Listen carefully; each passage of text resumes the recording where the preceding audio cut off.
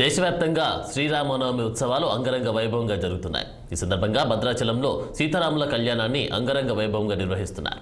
స్వామివారి కళ్యాణాన్ని చూడడానికి వేలాది సంఖ్యలో భక్తులు తరలివస్తున్నారు. శ్రీరామనవమి విశిష్టతపై భద్రాద్రి ఆలయ ప్రధాన అర్చకులు స్థల సాయితో మా ప్రతినిధి అయ్యప్ప ఫేస్ టు ఫేస్.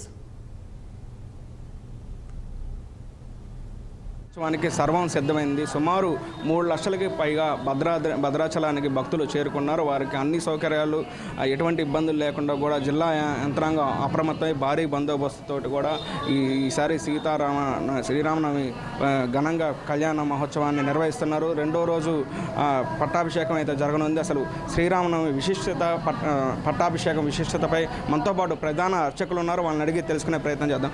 చెప్పండి, అసలు శ్రీరామనవమి విశిష్టత ఏంది? భద్రాచలం ప్రాముఖ్యత దక్షిణ అయోధ్యగా అని చెబుతుంటారు. భద్రాచల క్షేత్రం రాముడు స్వయంభూగా వెలసినటువంటి పుణ్యక్షేత్రం. రామావతారం తరువాత అంటే రామావతారం సమయంలో కూడా భద్రాచలానికి రాముడితో సంబంధం ఉంది. రాముడు వనవాసం చేసేటువంటి కాలంలో సీతా లక్ష్మణ సహితుడై రామచంద్రమూర్తి పర్ణశాలలో కొంతకాలం పాటు ఉన్నాడు. అప్పుడే ఈ ప్రాంతం అంతా కూడా ఆయన సంచరించాడు. అలాగా ఆయన పాదస్పర్శ కలిగినటువంటి పుణ్యక్షేత్రం భద్రాచలం. అంతేకాకుండా ఈ ప్రాంతంలో భద్రుడు అనేటువంటి మహర్షి తపస్సు చేశాడు. ఆయన తపస్సుకు మెచ్చి అప్పటికే తన అవతారాన్ని పూర్తి చేసుకున్నటువంటి రామచంద్రుడు వైకుంఠం నుంచి దిగి వచ్చాడు అని ఈ క్షేత్ర పురాణం చెప్తోంది. అంటే భద్రుడు కొన్ని వేల సంవత్సరాల పాటు తపస్సు చేయగా ఆయన తపస్సుకు మెచ్చి వైకుంఠనాథుడైనటువంటి శ్రీమన్నారాయణుడే చతుర్భుజ రాముడుగా, లక్ష్మీ ఆదిశేషుడు వారు సీతాలక్ష్మణులుగా తనను అనుసరించగా వైకుంఠంలోని తన పరివారంతో సహా వచ్చి ఆ మహర్షి ముందు సాక్షాత్కరించి ఆ మహర్షి కోరిక మీద ఆయన్నే ఒక కొండగా మార్చి ఆ కొండపై రాముడు ఇక్కడ వెలశాడు అని ఈ క్షేత్ర పురాణం చెప్తోంది. ఆ విధంగా రామావతారంలోనూ రాముడి సంబంధం కలిగినటువంటి క్షేత్రం ఇది. రామావతారం తర్వాత కూడా భద్రమహర్షిని అనుగ్రహిస్తూ వైకుంఠం నుంచి శ్రీమన్నారాయణుడే రామచంద్రుడుగా చతుర్భుజ రాముడుగా వెలసినటువంటి పుణ్యక్షేత్రం భద్రాచల దివ్యక్షేత్రం. అలాగా ఇది ప్రత్యేకతను సంతరించుకున్నటువంటి ఒక పుణ్యక్షేత్రం. ఇక్కడ శ్రీరామనవమి నాడు రామావతార ఉత్సవాలతో పాటుగా సీతారాముల కళ్యాణం చేయడం అనేటువంటిది ఒక గొప్ప విశేషం. అయోధ్యలో కూడా రామావతారోత్సవాన్ని చేస్తారు, కానీ అక్కడ కళ్యాణోత్సవం అనేటువంటిది జరగదు. దాదాపుగా కళ్యాణోత్సవం జరిగేటువంటి ఒకే ఒక క్షేత్రం భద్రాచల క్షేత్రం. శ్రీరామనవమి నాడు రాముడు అవతరించినటువంటి రోజున కళ్యాణోత్సవం చేయడం అనేటువంటి ఒక ప్రత్యేకమైనటువంటి విధానం మనకు భద్రాచలంలోనే ఏర్పడింది. పూర్వం భక్త రామదాసు గారు శ్రీరామనవమి నాడు ఇక్కడ కళ్యాణం చేసేటువంటి ఆ ఉద్దేశంతో ఆయన ఆగమ సంహితలను అనుసరించి పురుషోత్తమ సంహితలో ఎస్య అవతార సమయే తస్య కళ్యాణమాచరేత్ అని ఉన్నది. దాంట్లో అంటే ఏ అవతారమూర్తి ఏ రోజైతే అవతరించాడో అవతరించినటువంటి రోజున కళ్యాణం చేయమని చెప్పినటువంటి ఆ వాక్యాన్ని అనుసరించి రాముడు అవతరించినటువంటి శ్రీరామనవమి నాడు ఇక్కడ సీతారాముల కళ్యాణోత్సవాన్ని చేయడం జరిగింది. అలాగే ఇక్కడ అనూచానంగా ఈ కళ్యాణోత్సవం చేయడం అనేటువంటిది మనకు కనిపిస్తున్నది. ఇలాగా ప్రత్యేకత అంటే ఆనాడు పాల్గొన పూర్ణిమలో సీతారాముల కళ్యాణం జరిగిందిట అప్పుడు.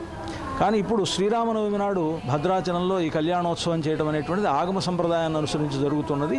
అటువంటి వైభవపేతంగా జరిగేటువంటి ఉత్సవం మన తెలుగువారి సంప్రదాయాలను అనుసరించి తెలుగు వాళ్ళు ఎలాగైతే ఆంధ్ర రాష్ట్రంలో కానీ తెలంగాణ ప్రాంతంలో కానీ ఏ పద్ధతుల్లో ఆ కళ్యాణ పద్ధతుల్ని నిర్వహిస్తారో, జీలకర్ర బెల్లం పెట్టుకోవడం, మాంగళ్య ధారణ చేయడం, తలంబ్రాలు పోసుకోవడం, ఈ వేడుకలన్నీ కూడా భద్రాచల రాముడికి సీతారాముల కళ్యాణం రోజు చేయడం అనేటువంటిది ఒక గొప్ప విశేషం.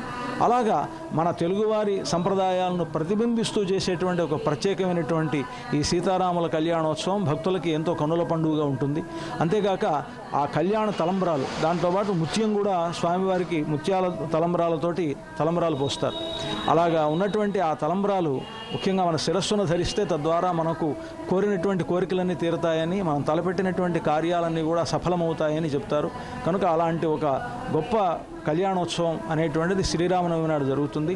అంతేకాకుండా పట్టాభిషేకం మర్నాడు దశమి నాడు పట్టాభిషేకోత్సవం జరుగుతుంది. ఉగాది నాడు ప్రారంభించుకొని శ్రీరామనవమి వరకు నవాన్హికంగా రామాయణ పారాయణం జరిపి దశమి రోజున పట్టాభిషేకం చేయడం అనేటువంటిది ఇక్కడ సంప్రదాయం. ఆ పద్ధతిలో మహాపట్టాభిషేకోత్సవం దశమి నాడు కళ్యాణ మండపంలో చాలా వైభవపేతంగా ఈ పట్టాభిషేకోత్సవం జరుగుతుంది. భక్తులు ఈ 2 ఉత్సవాల్లోనూ పాల్గొని తరిస్తూ ఉంటారు. భక్తులంతా కూడా విచ్చేసి సీతారాముల కళ్యాణాన్ని పట్టాభిషేకోత్సవాన్ని సేవించి తరించవలసిందిగా కోరుతూ జై శ్రీరామ్.